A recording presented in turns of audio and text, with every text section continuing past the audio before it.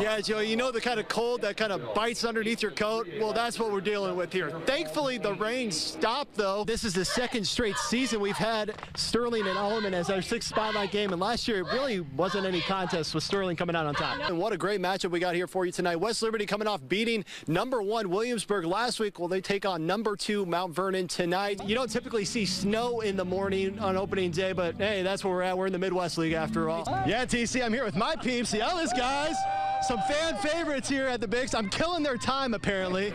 Good evening from the Carver Center here in Rock Island, Illinois, as we get you set for an NCAA second-round action between Hope College and the Augustana Vikings. None of them are here yet, though. At least I haven't seen them yet. Welcome to the Kohl Center, by the way, here in Madison, Wisconsin. This is a great matchup we got tonight between Iowa State and Nevada, and if you like great point guard play, well, you're in for a treat. Well, Joey, if you were wondering where that Iowa team went that beat Ohio State a few weeks ago, well, it's been found here in Lincoln, Nebraska. Inside the Bradley Center here, it's a little bit quieter than it was last night as thousands of Cyclone fans cheered on and watched Iowa State move on to the round of 32. Of course, Iowa State is on the court as we speak in a closed practice from the media. Yeah, very soggy Ashford University Field here, the home of the Clinton Lumber Kings, a unique experience for these high school teams. Well, as Monte Morris put it in the locker room after the game, he knew it was going to end. He just didn't think it was going to end Saturday night. It's been just 3 weeks since that long trip back from Penn State, but today Iowa capped off a 3-game win streak to end the season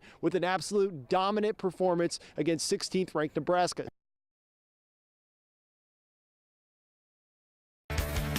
You're watching sports with Andrew Ward. Just 2 days after Burlington's request to leave the Mississippi Athletic Conference was granted, Central DeWitt has expressed their interest in joining the MAC. According to Athletic Director Kurt Creeder, the school's superintendent has sent a letter on Thursday to MAC administrators requesting to join the conference. Central DeWitt has been a member of the WAMAC for the past 15 years. With Burlington leaving after the 2018-2019 athletic season, the MAC will only have 9 schools in its conference. Well, unlike boys soccer teams, since their seasons line up at the same time, the ladies get a chance to match up against schools from across the river. The Alleman visiting Bettendorf tonight in a Western Big Six versus MAC affair. 5th minute. Bulldogs on the free kick. Elizabeth Park with the picture-perfect placements. She finds the back of the nets to give the Bettendorf a 1-0 lead. Alleman keeper Megan Tangy was brilliant tonight, though. She comes up with a big-time save here. She would not allow a goal the rest of the way. Later, Pioneers trying to rally, but their free kick is gobbled up by Justine Pearson. She pitches the shutout as Bettendorf hangs on for the 1-0 victory. Earlier today at Bettendorf, 18 student athletes signed their national letters of intent, including Justine Pearson, who just made the highlights right there. She signed to continue her career at Hobart and William Smith College. In all, there were 4 soccer players to sign and 4 football players, along with a number of other athletes in a variety of different sports. I really wanted to play basketball. I played all my life, and I knew that if I could find a team that had the right fit, I would love to play basketball in college. Yeah, I mean, it's great that we have so many people who are going to be going off to college to play sports next year. I mean, growing up with all these kids and going to practice with them, be on the same teams as them, it's really special to kind of be here on the same day as them, and we're all excited for kind of the next chapter in our academic and athletic lives. Oh, yeah, I'm extremely excited. I know there's a ton of community support over there, and all the other sports teams really get after it on the student sections and stuff like that. Well, if you've been trying to keep up with the high school sports schedule this week, it's been about as crazy as the weather. Schools scrambling to get games and events in before the weekend, and that included today's Rock Island Track and Field invite. They still had to deal with a little bit of a rain today, but not bad conditions. 4x200 meter relay. Rock Island comes from behind to place second as a team. Makedra Craig with the strong anchor leg there in the 400-meter dash. Erica Furbeck of Geneseo continues her strong career. She takes home the top spot. The Maple Leafs continue to finish high in the 300-meter high hurdles. Tori Verbeck rallies to place second.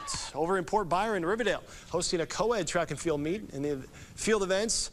It's the host school's Luke Brinkman with the 44-foot, 3-inch throw for first place in shot put. Rams can run pretty fast, too. In the girls' 100-meter dash, Darcy Pillon crosses the finish line first. In the girls' hurdles, it's Orion's Danielle Tates ahead of the pack to finish in the top spot. Boys' hurdles, Newman's Brenton Erickson plows through for the first place finish. And in the distance running today, girls The girls' winner for the 3,000 is Whitney Johnson of Anawan and Weathersfield. The boys' winner would be Kaylin Foley of Galva, who is just 1 second shy of a new meet record. Well, for the Cubs, the recipe for success has been pretty simple. Score 5 runs or more, they are 5-1 on the season. Score less than that, they're just 1-5. The Cubs beginning a 3-game set with the Braves today. Top of the 5th, Preston Tucker launches a 3-run bomb into the right field corner. 4-0. Braves jump out on top.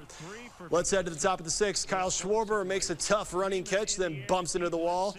In Wrigley Field, robbing Freddie Freeman of an extra base hit, but it wasn't enough. Braves knocking off the Cubs 4-0, the final score. Elsewhere, the Cardinals knock off the Reds 5-3. And in the Midwest League tonight, the Bees and Bandits in a pitcher's duel right now. And the Lumber Kings beat the Colonels. And in Kansas City, the Steamwheelers win their 2nd straight game. That's for sports. We'll be right back.